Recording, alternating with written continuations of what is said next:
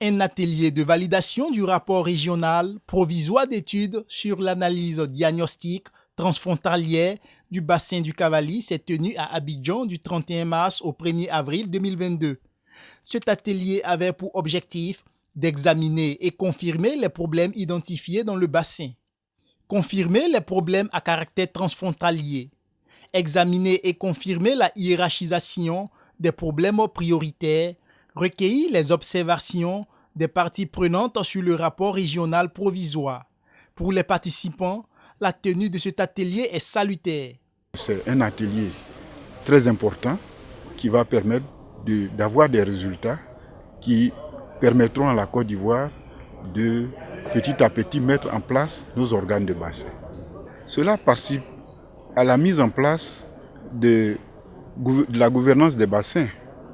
Et donc, c'est des éléments d'implémentation de cette mise en place du bassin que le ministère appelle de tous ses voeux, parce que c'est cela qui va constituer les fondements de la gestion intégrée des ressources en eau en Côte d'Ivoire. Ce projet a pour but de préserver les dernières forêts de la Haute-Guinée qui se trouvent dans l'union du fleuve Mano, ainsi que de protéger les ressources en eau de cet espace. Pour ce qui nous concerne, il s'agit du bassin hydrographique de Cavally, où le cours d'eau est partagé entre la Côte d'Ivoire, la Guinée et le Libéria. Alors, l'élaboration de l'analyse diagnostique transfrontalière est un processus participatif.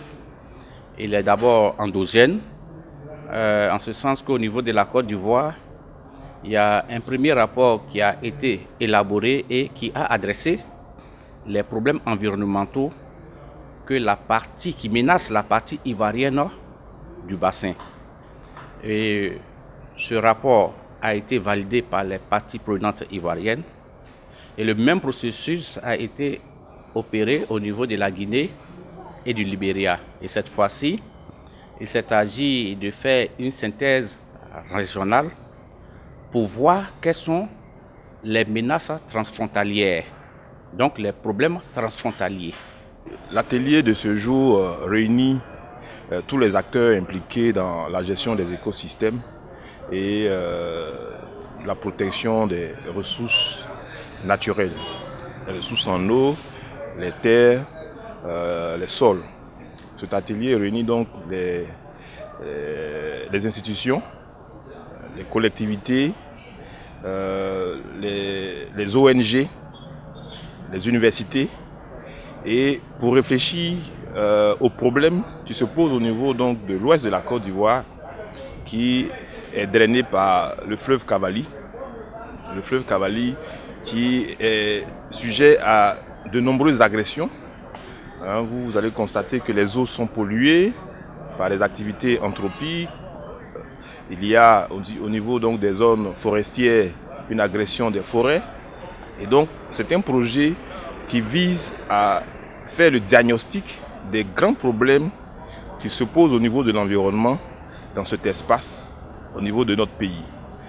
Ce projet donc est réalisé grâce à l'appui du Fonds pour l'environnement mondial et aussi de l'Union pour la conservation de la nature et est exécuté au niveau du ministère des eaux et forêts.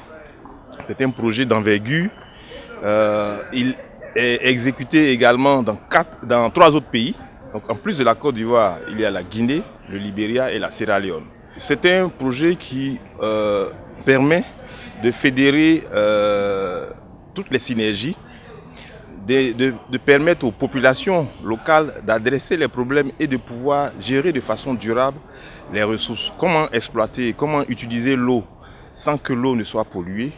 Comment utiliser l'eau de façon durable pour que tous les acteurs, que ce soit les éleveurs, les agriculteurs, l'eau de boisson, l'eau pour les industries, l'eau pour la navigation, comment on peut arriver à travailler en conjuguant les synergies pour que nous puissions gérer l'eau de façon durable.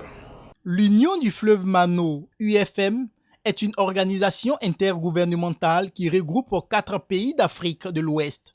Créée en 1973 par le Libéria et la Sierra Leone, l'Union fut rejointe en 1980 par la Guinée et en 2008 par la Côte d'Ivoire.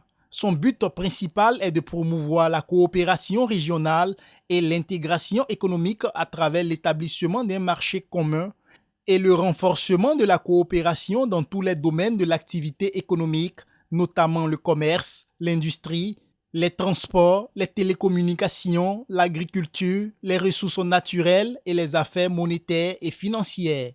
Sur le plan des ressources naturelles, cette sous-région constitue la 3e réserve de biodiversité au monde, après les bassins de l'Amazonie en Amérique du Sud et du Congo en Afrique centrale. Elle dispose d'une importante réserve d'eau douce souterraine et de surface et 80% des ressources en eau qui alimentent l'Afrique de l'Ouest dérivent de cet espace, à travers de grands fleuves et autres rivières transfrontalières.